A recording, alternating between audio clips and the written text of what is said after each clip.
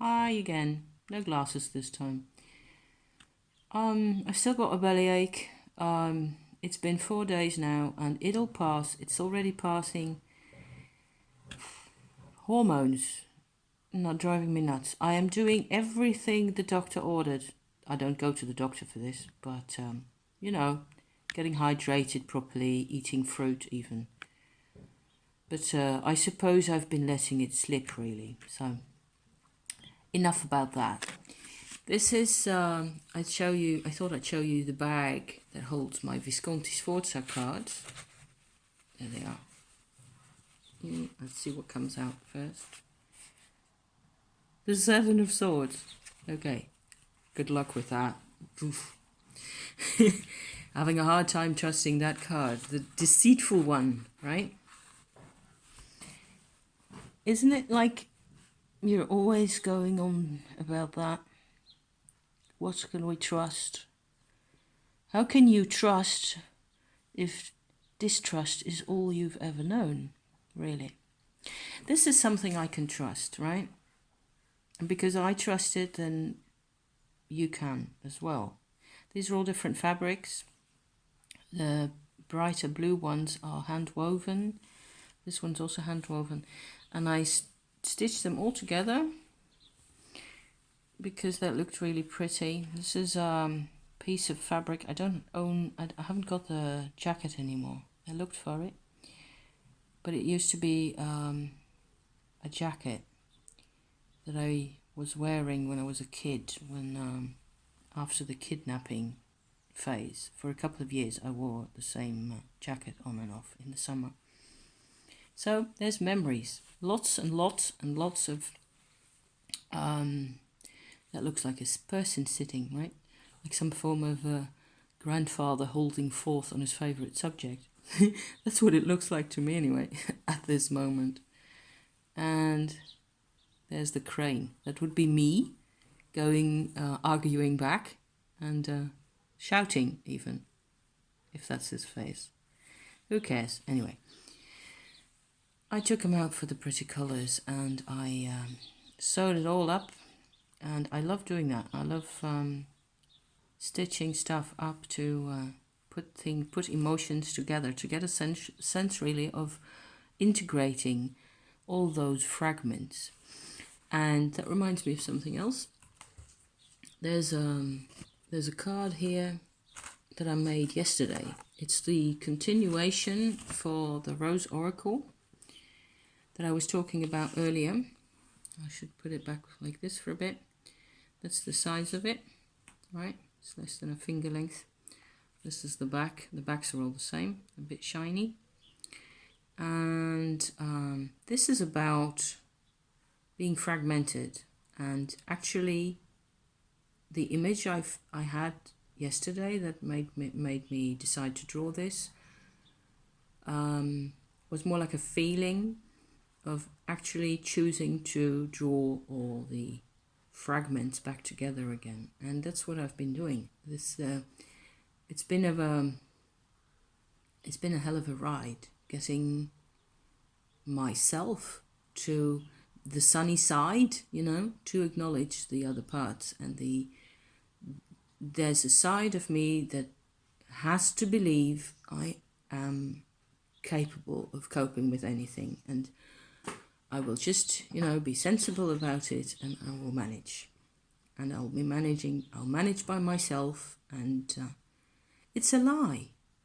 I never manage by myself. I never have. I depend on people. I depend on my husband. I have depended on loads of people before this. But then again, I have been I tried to support them as well. I tried to have an exchange with them. But that wasn't possible because I didn't have the capacity to really relate, to really connect with them, to identify. So there's a lot of stuff there that I still want to talk about and that I still want to sort of chart, because there's so much levels of consciousness, parts of ourselves that are active actually almost independently of each other, independently of what we're thinking, and they just go about their business. And they have to, and they should, because they carry us, really. And so this card here, to me, is a really soothing image, even though the shards and the fragments are all black or dark, really. They're dark so long as they haven't properly connected to each other yet. As soon as we get, you could imagine going from this image, right? You could imagine that once they're actually connected to each other again, that there will be light and color and, currents passing. But that's the secret, isn't it? There's so many currents that have to flow through us harmoniously, or at least in a regular sort of way, for us in our bodies, in our hearts, in our relationships, in our minds, in our energy fields, whatever you like to call those. So there's lots more. Maybe I will use this now as the introduction I tried to do yesterday, which didn't go up because there was a memory issue with my phone already. I think I solved it, so we're okay now. I will put 2 links down in the description box of the 2 people who've helped me via YouTube, actually, get my act together again. Kellyanne Maddox with her Self-Love September, which has just started again, and Teal Swan with her completion process. If self-love is an egg, the completion process is the yolk of the egg. That's how I look at it. And I just looked at this simple introduction video by Teal about the completion process yesterday for the first time, because I'd seen hundreds of others, but not this one. And I burst into tears straight away. So there's so much going on there. And there's still more. There's every day, you're watching a movie or something. I was watching Brave, the animation movie of a couple of years ago that I simply loved to pieces because of all the forest scenery. There's even mushrooms in there. So beautiful. And then Merida's mum, Eleanor, turns into the bear, right? And then after a while, she goes really savage. She becomes the animal bear, not the comical I am really your mum type of bear, but the other one, the savage one. And I bawl my eyes out.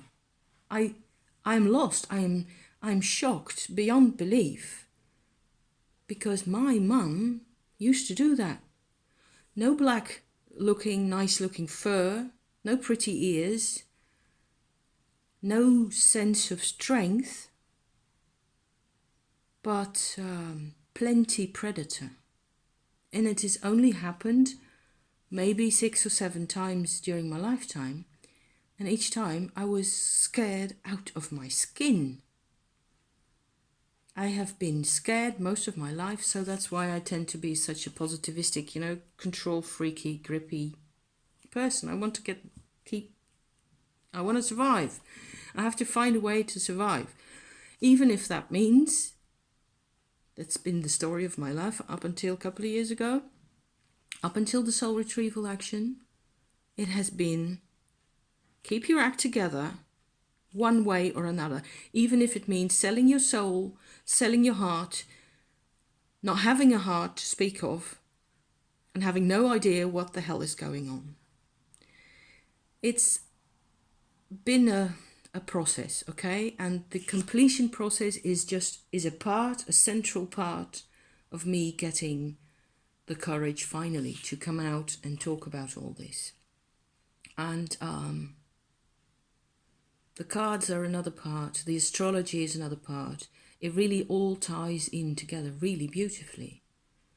And I am glad I'm here to get to talk about this. And I'm just doing it, right? So at some point down the line, there will be someone, you will be there, okay? You will be listening to this and you'll be going like, oh my goodness me, that's just what I've been through. Or I can use that bit, or I can use that other bit. And then I am happy, I'm glad, I'm grateful then, because the story won't be lost. That's one thing that's been obsessing me over the past couple of years, that I don't want any of this to be lost forever. If I just go, live with the ancestors, all the information, nobody's going to tell the story like I can, right? This is my story. So all of it is my story. And there you go.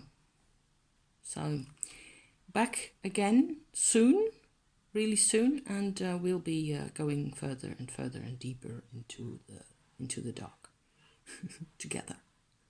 Thank you so much for watching, guys. Thank you. It means the world to me.